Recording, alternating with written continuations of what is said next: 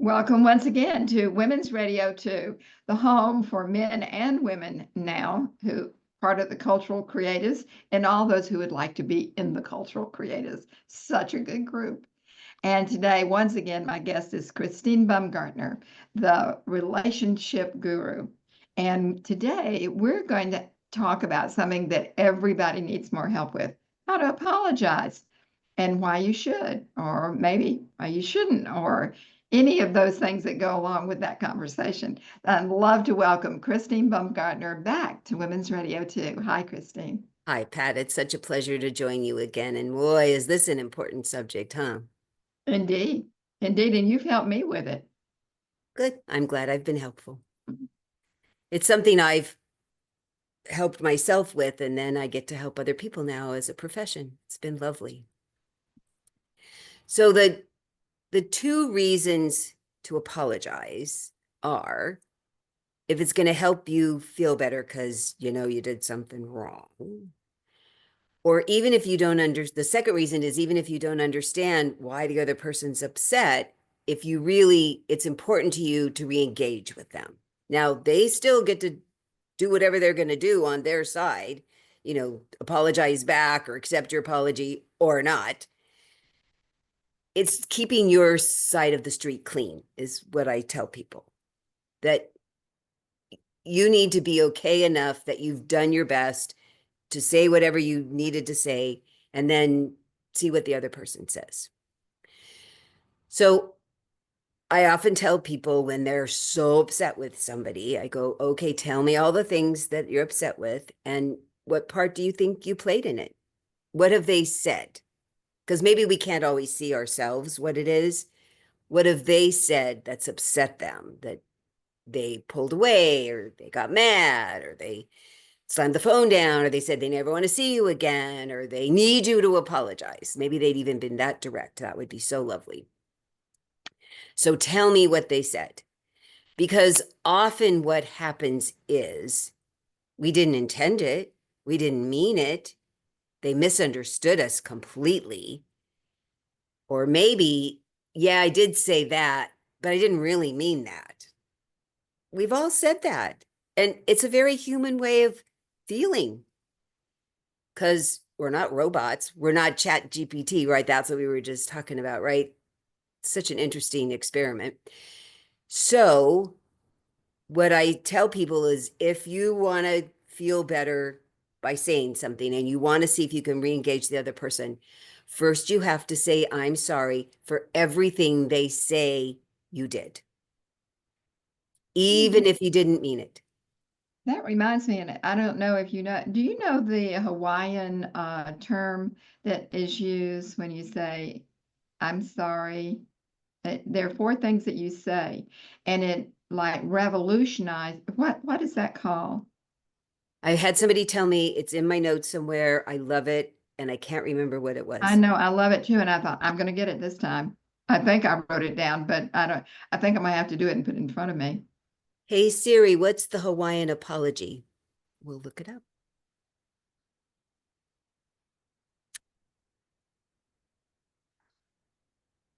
It's like homo something HOM. Well, it's these four things that you say. Yes. P-O-L. Siri told me she doesn't speak Hawaiian. We're going to have to look it up another time because this is not working. I usually right. it does it really well, but there are. The first thing is I'm sorry. Yes. So this is sort of that, in that whatever they've said upset them. You say, I'm sorry.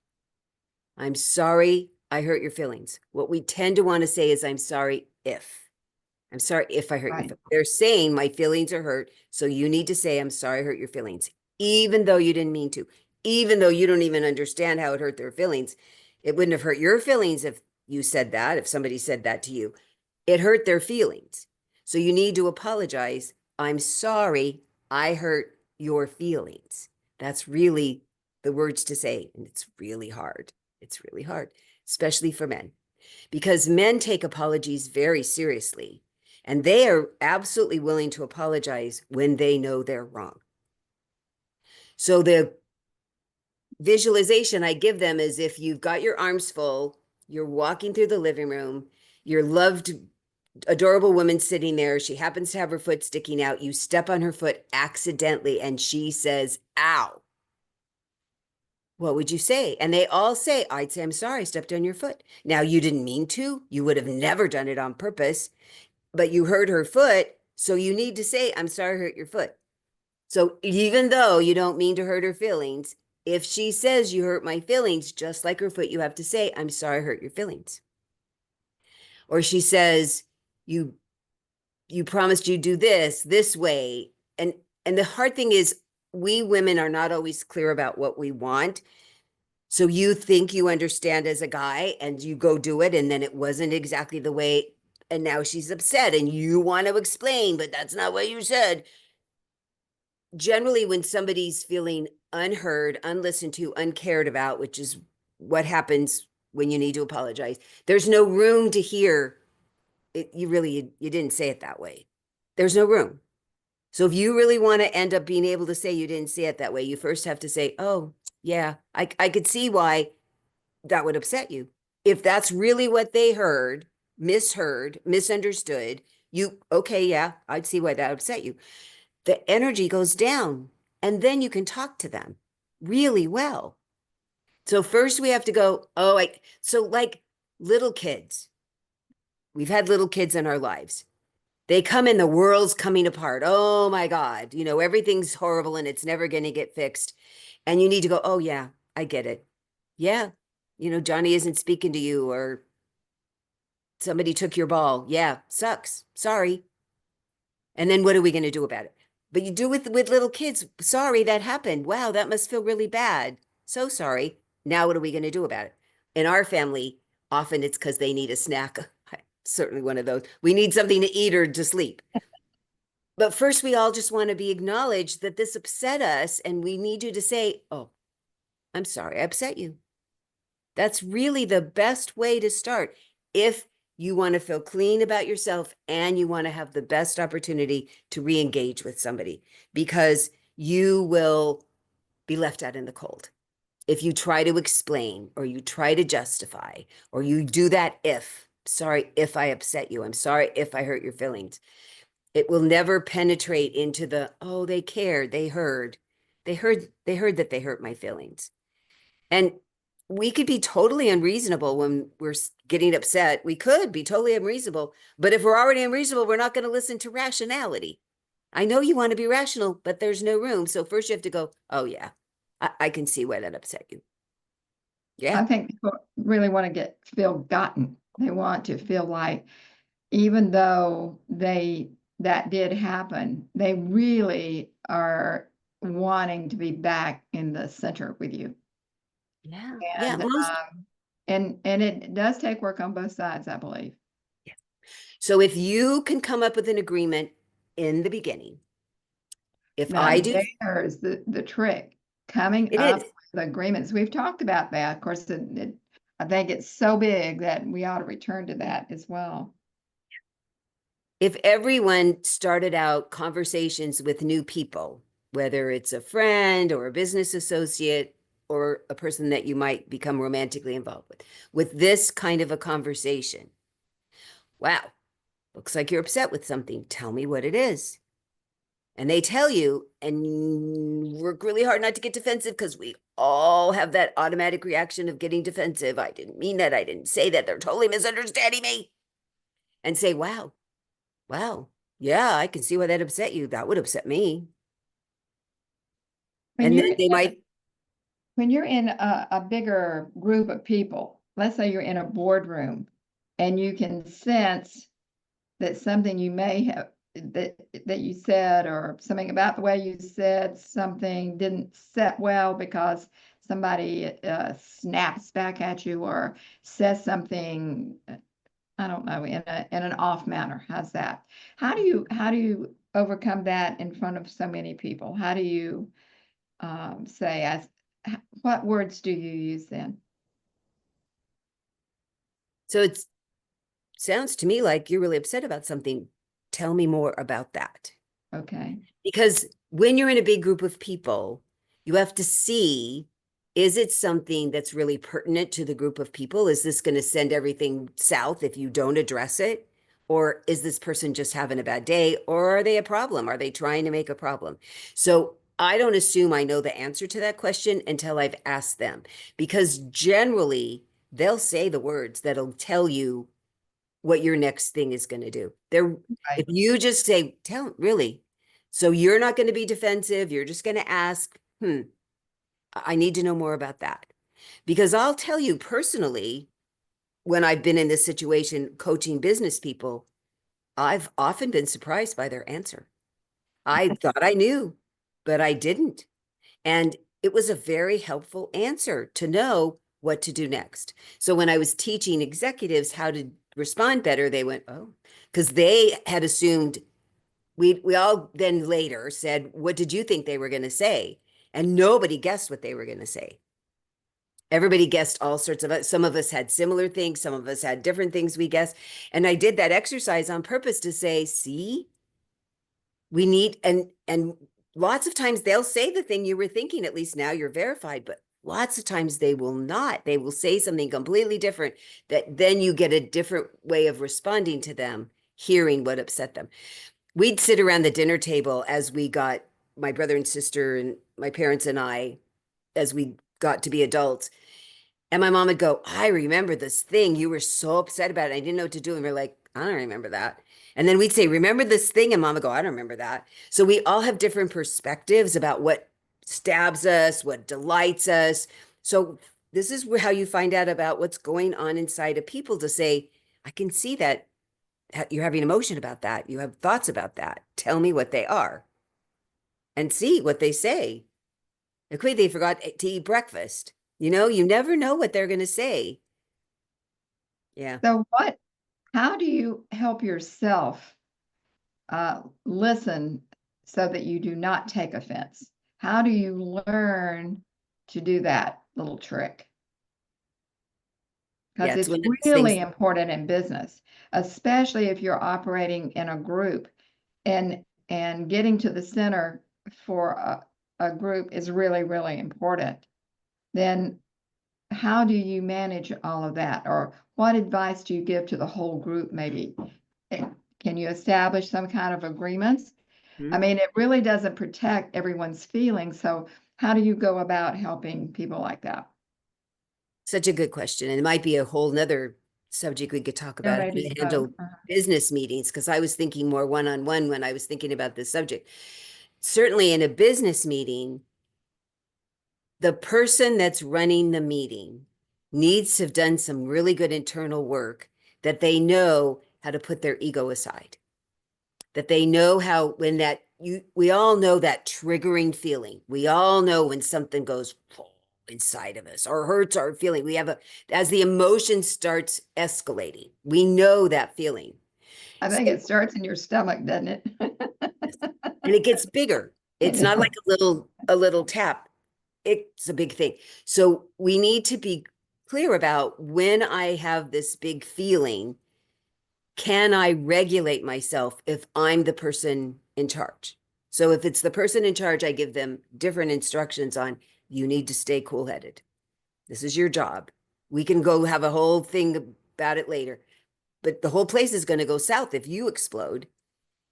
So, Right. but then if it's the people in the meeting, because we used to have these retreats at one of the companies I worked for, that we would have talks about how to keep yourself regulated at work when something sets you off, how to personally do it, how to have somebody to talk to, or do you need to walk away and come back, or do you need to, I didn't understand, I needed more information, and can the person hear that and say, oh, I get that, I can see why you did that. Because we all get to be about 8 when that happens. We feel defensive, we feel picked on, we feel misunderstood.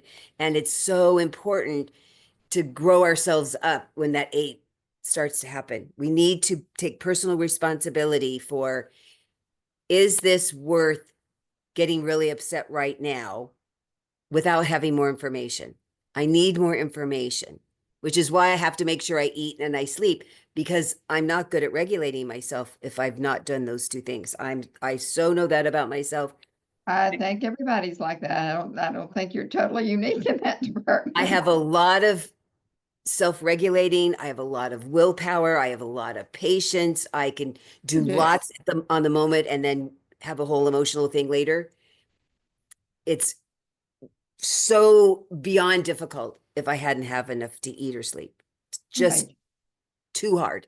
So that's the other thing. Do you make sure you're as prepared as you can be, that you've done enough the right things to keep your body feeling better, and then go, yep, I'm having a big emotion about this. I got to talk about it. Because often we women will cry and men will raise their voice. It's not like everybody doesn't do both, but generally that's what happens. I've seen it enough in meetings. And it's bad for both people. It's bad for the meeting. So how can we Yes. get, so there's a scale. If you look up a wheel of emotions, there's a feeling wheel. It's got like, I don't know, 60 gradations. And there's like 10 that go from mildly irritated to full on rage. So if you can catch yourself, because generally we don't jump to rage, stuff starts happening, starts poking at you, starts irritating you, bothering you. And so then you keep getting more, and then you finally cry or yell. So if you can catch yourself as it's happening, even if it all happens right at that meeting, you still feel it doesn't just, unless you really have some sort of chemical imbalance, which some people have. Generally, most of us climb up a scale and we don't pay attention, or we go, oh, it's not that big of a thing, or I can't say anything. We're finally going to just fall apart or explode. And it's not that you, it's certainly okay to do that. It's just not very productive usually. And sometimes it makes you sick. Yeah. If you hold it all in, Yeah, hold it in, and that doesn't help you either. So, nope. So I hope that that's helpful. Certainly in one-on-one relationships, that technique works really well. And I'd love to talk more on another time about how to handle it in a big group. I would too. I'm gonna write it down, Christine. Good. Writing it down Okay. is so good, Pat. So we're not going to call it apologies. What do we call it? Managing our stress in a group. Yeah. Would that be Yeah. good? How to Okay. re-regulate yourself. Yeah.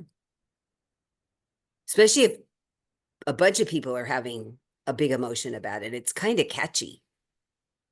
Well, some people will catch. I mean, if two people spark, and then it's almost like people immediately take sides and or have opinions. Well, if it were me, I would blah blah blah. Mhm. So here again, maybe part of the solution is making prior commitments to each other, and a way to say if anything comes up for you that really causes you to feel like you have not been heard, understood, or you've been put down in any way whatsoever, whatever, this is what we're going to do next. I think if people know that you have a built-in solution, do you find that that's helpful? Yes, if you're going to have a big group meeting, establishing ground rules is really helpful, really helpful. And making sure everybody agree. First, they need to, do you understand what I'm saying? Active listening, repeat it back to me, because I want to make sure that what I said is what you heard. Because it Right. doesn't always happen that way. And if they can repeat back what I said, or I need to adjust my words some, and they agree, then we've established ground rules that when something comes up, they have permission, they have a road map of what to do when something comes up. I need to interrupt because I have to have a conversation about this. Okay, we agreed that that's what you could do. Mhm. Well, that is certainly good information too, as always. And I am so grateful that you continue to grace us with your not only your beautiful presence, but your very, very great heart and lots of good knowledge. So thank you so much, Christine, for being with us again. My pleasure as always, Pat. Thank you always for inviting me. I love sharing this information and hope it's helpful for the viewers and the listeners.